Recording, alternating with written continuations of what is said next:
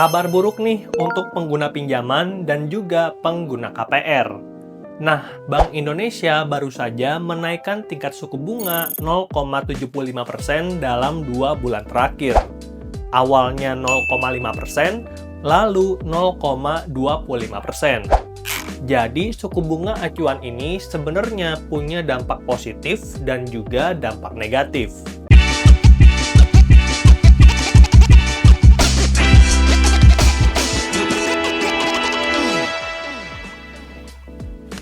Start ekonomi Indonesia di tahun 2026 itu kurang baik.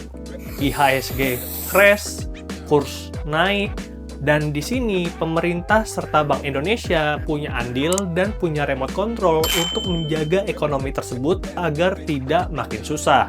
Dan salah satu tombol yang dimiliki oleh Bank Indonesia adalah menaikkan atau menurunkan suku bunga. Menaikkan suku bunga untuk mendatangkan investasi dan menurunkan suku bunga untuk mengeluarkan investasi. Nah, dalam kasus di tahun 2026, karena banyaknya dana investasi yang keluar daripada Indonesia, makanya Bank Indonesia merasa perlu untuk menaikkan tingkat suku bunga sampai 0,75% hanya dalam waktu 2 bulan. Kurs dolar terhadap rupiah yang sempat naik sampai 18.200 turun lagi jadi 17.800 sampai 17.900. Bahkan pemerintah menargetkan untuk turunkan lagi sampai 16.500 bahkan 15.000. Dan kalau itu terjadi tentunya akan membawa banyak dampak positif untuk Indonesia dalam jangka panjang. Dan kenaikan suku bunga ini juga memberikan dampak positif bagi investor lokal Indonesia. Bayangin kalau kamu punya uang itu 100 miliar dan kita dapat tambahan bunga 0,75%, artinya kita dapat 750 juta tanpa harus ngapa-ngapain. Makanya orang yang uangnya banyak itu seneng banget. Nah, kalau investornya masih cetek, contoh kita punya tabungan 100 juta, ya udah dapatnya 750.000 dan itu juga aku rasa masih lumayan karena nggak perlu ngapa-ngapain tiba-tiba uang kita langsung bertambah. Lalu yang rugi siapa bang? Nah, yang rugi adalah orang yang mengambil pinjaman karena suku bunga pinjamannya juga naik minimal 0,75% bahkan bisa lebih tinggi. Apalagi kalau kita ambil KPR, itu bakal langsung terdampak, khususnya suku bunga floating ya. Contohnya di sini, kalau kita beli rumah harganya 1 miliar dan DP itu 10% atau 100 juta, lalu dikenakan tingkat suku bunga KPR awalnya itu 5%, sebenarnya kita cukup nyicil 7,1 juta.